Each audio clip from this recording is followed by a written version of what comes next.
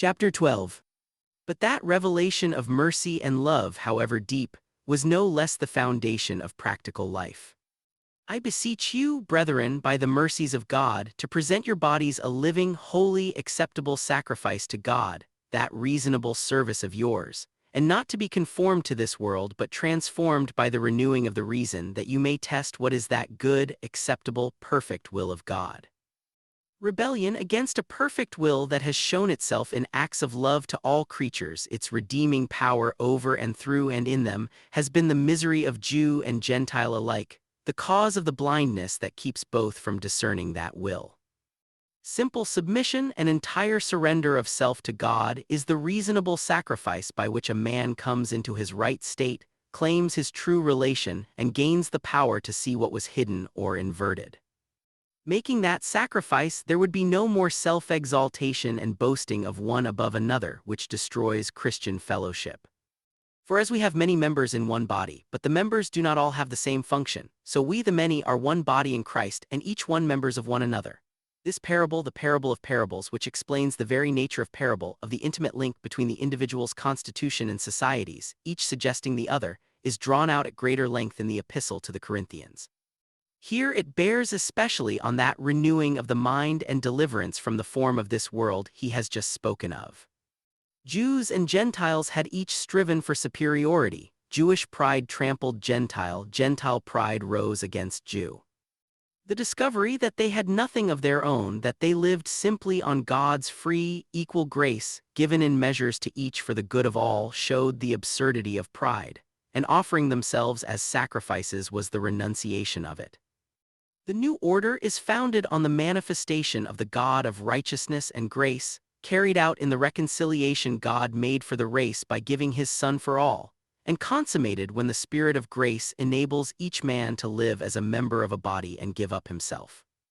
With that sacrifice begins the faithful doing of every assigned task, each man knowing what he is meant to be and cheerfully doing his own work as God's work without intruding on his brothers.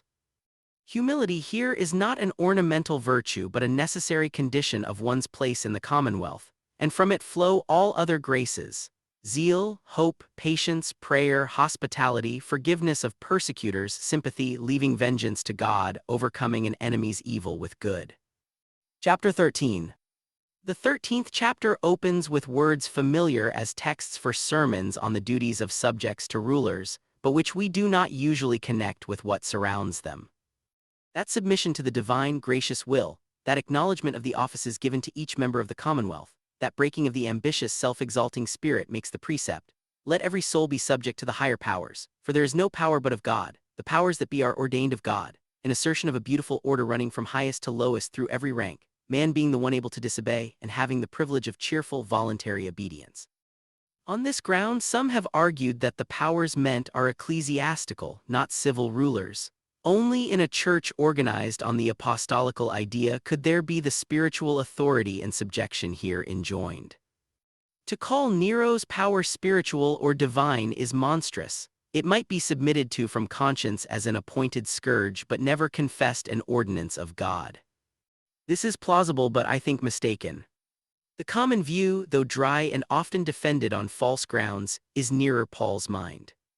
Drawing his idea of authority from the church, not the empire, seeing the empire as the distortion of the principle the church displayed, he had to affirm that all power whatsoever is ordained of God, precisely in order to protest against all arbitrary use of power, all claim of a man to be absolute, as hateful and ungodly.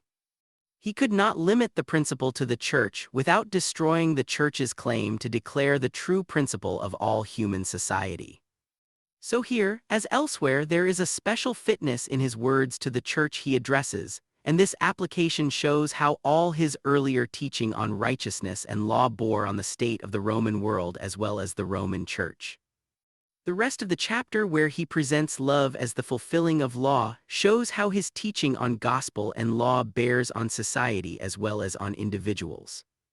The gospel of God's love and reconciliation becomes the power of God that saves a man or a society from self-will and enables both to bear fruit to God, the Spirit of life in Christ Jesus purifying and uniting the spirits in whom he dwells.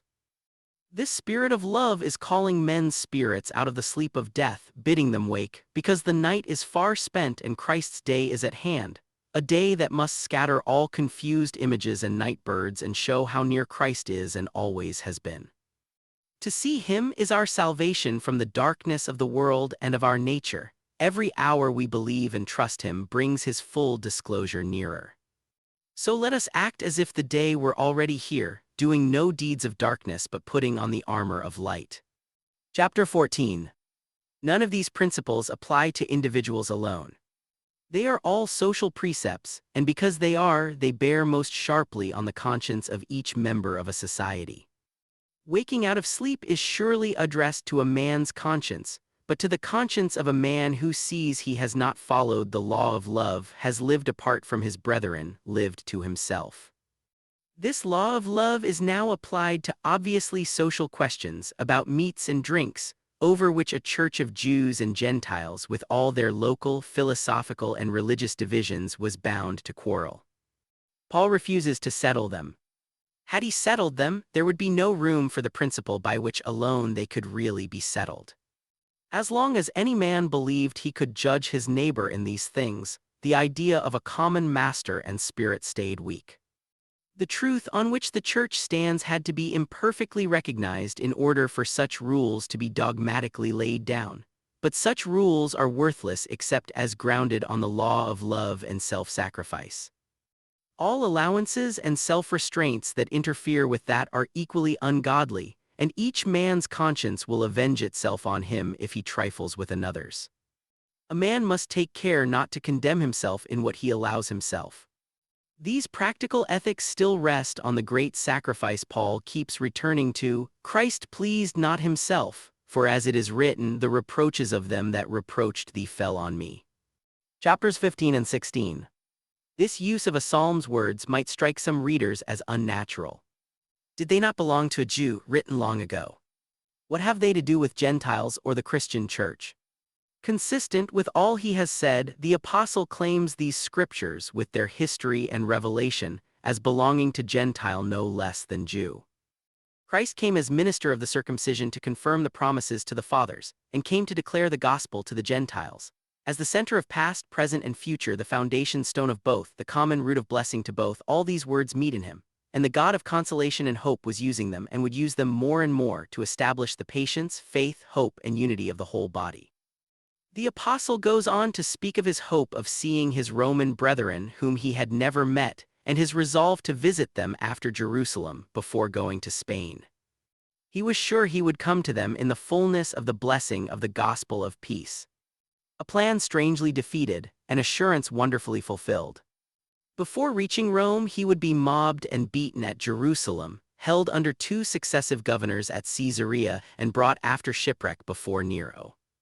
Yet the prisoner did come in the fullness of the gospel of peace, which spread more widely from his prison through all churches and times than when he spoke freely. This simple statement of a purpose to be frustrated as he conceived it, yet realized in a better and diviner way, has the same effect as the greetings in the last chapter. Both keep us aware that we are reading the actual letter of an actual man, full of personal sympathies, hopes, sorrows, and joys, who often saw only a little way into his own future and may often have been deceived in others, while we are forced to confess that he has disclosed to us the mystery of the divine purpose, the ground on which our right and wrong, our thoughts, acts, and hopes rest, as no man could who had not a right to say he was the apostle of God himself, entrusted with a gospel for man.